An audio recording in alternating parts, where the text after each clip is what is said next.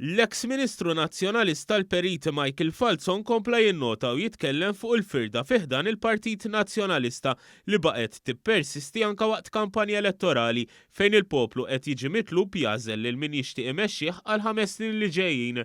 Il-Perit Falzon qal li l-irtirar f'daqqa ta' 3 deputati Mario Gallia, Clyde Puli u Kristi De Bono hija mossa laqat mara bħala. Żied jgħid li kien hemm imma ridhom joħorġu għall-elezzjoni ġenerali b'implikazzjoni ċara li l-establishment nazzjonalista li jiġbed l-ispak lil Bernard Grech ma rridx li l-Puli, Gallia u De Bono ikunu kandidati. Jiena dawk it-tlieta li qed issemmu, jiena naħseb kien hemm fil-partit hawn min ma rridhomx joħorġu għal skopijiet ta' kontroll fuq il-partit. Fuq id-deputat Claudio Grech il-Perit Falzon qal li hu kien iltaqa' miegħu u kien jidher ħerqan biex tibda l-kampanja elettorali.